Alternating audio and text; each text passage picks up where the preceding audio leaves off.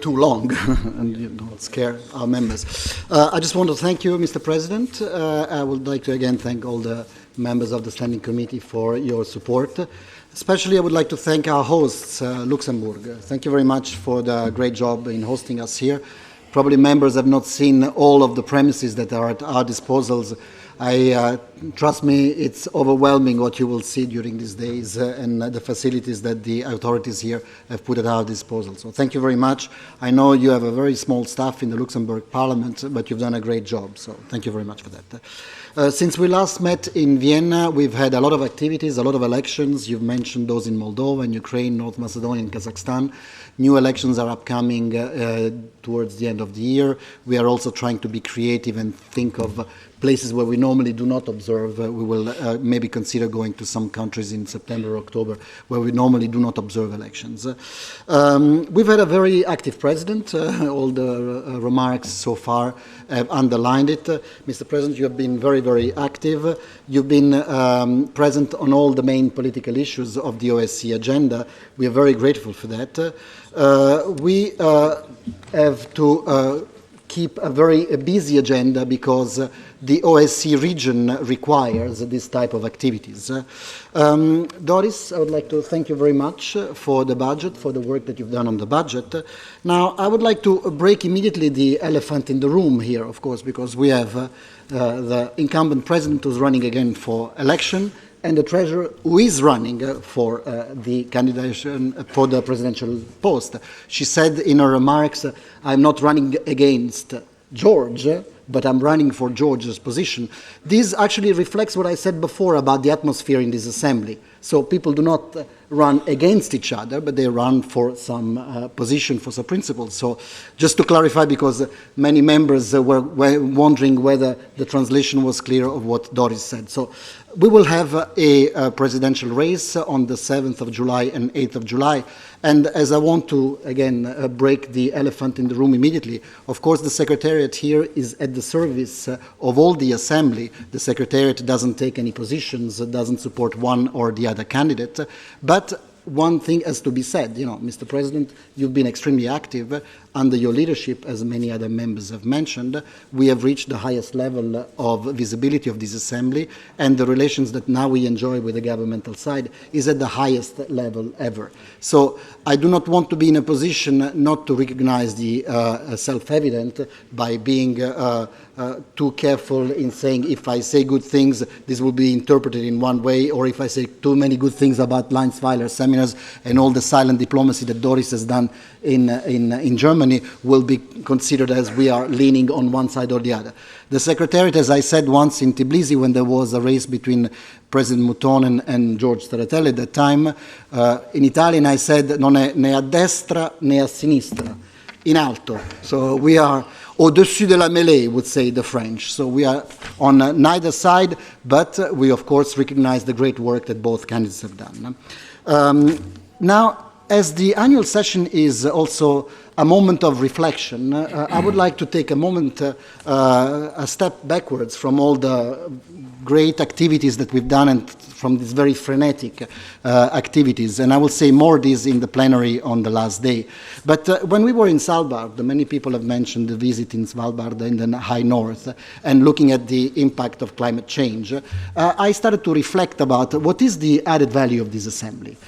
We here talk about issues like climate change, about migration, terrorism, solution of conflict, mediation. And for all these issues, normally, these are issues that require a political capital and a political thinking that normally would go beyond the electoral cycle. Now, many members of this assembly come in this midst. Of course, in the country, they have to look at the electoral cycle. So they have to look at the next election and how a policy or how a proposal will impact on my own election at the next election.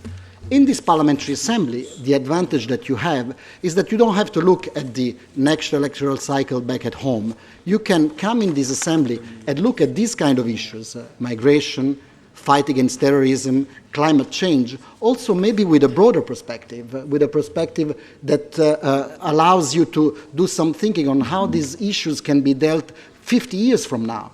Now, I know for any politician back at home, you never think of 15 years from now, because what you want to make sure is that your position is appreciated by your voters, because you have an election next year or the year after or soon. So you have to, of course, focus your message on how it better services the possibility for you to be re-elected. But in this assembly, there is not that. So I would really urge members, and I will make this appeal more in the plenary on Monday, to really try to use this assembly and come with the spirit, beside the spirit that we have here of being, of course, very cooperative with each other, but also with the spirit of thinking of these kind of issues in a longer-term perspective, and make proposals that can service better the community you represent in the longer term.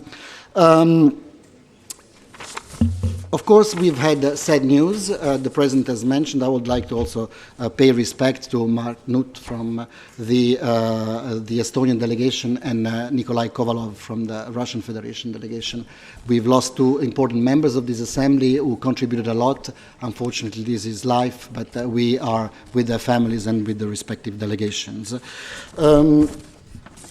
Another point that I would like to make is the support that I've received, I underlined, is the support to myself, but of course it's also a sign of respect for the teamwork that this small international secretariat delivers to you. I have made it a principle of my way of leading the secretariat, which is a very collegial way. You can see, you can talk to my colleagues will feel free to, of course, engage and make decisions, but of course I take at the end of the day the full responsibility. But I think there is a lot of value in this kind of collegiality in the way we work, because there are people here with more experience than I have. I have arrived in the Parliamentary Assembly 10 years ago. The people have been here for 15, 20 years, who can also contribute with their knowledge in giving us also the perspective of time and allowing us to make better decisions. You've seen some of the changes that we've made, a new media strategy, a new application. I will not go too much into these details, but you've seen that our meetings now are also supported by the new technologies that make you find our documents and make your information about meetings a little bit more faster. I'd like to thank the participants. You've had the highest level of participation in the last meetings that we've ever had. This time we have a record high participation from the US delegation. Many members thought when I first took this position, who was occupied by an American, whether that this assembly would survive that strong American leader, because they said, look, if the Americans don't engage in an assembly where there are Americans and Russians, then there is no point in having this assembly. But the testimony that the American delegation has demonstrated in coming forth with big numbers reinforces, I think, the message that you really believe in what we do in this assembly and you appreciate the work that we do. I don't have many more points, Mr. President, just to say that the next year, now that you have given me a strong mandate that allows me also to look at the Secretariat for the incoming years, we'll see also the departure of some members. By 2020, we will have Ambassador Montella, who will leave the position of Special Representative at the end of 2020, and Semyon Jakaya, Deputy Secretary General, will leave the Secretariat at the end of this year. So next year, we will have to also look into a new Deputy Secretary General and a new ambassador in Vienna. So it will be also a year of reflection and finding the right candidates for these important positions. And of course, also on these, I will always seek the advice of the Bureau and the leadership of the Assembly. With that, if you have any questions, again, my thanks for your support. Thank you. So, thank you very much, dear Roberto, for your very interesting and I would say useful comments, and also outlining some of your plans for future. And I think we'll appreciate work again. It was very well reflected in the voting. And with you, I'd like to congratulate also all our staff here.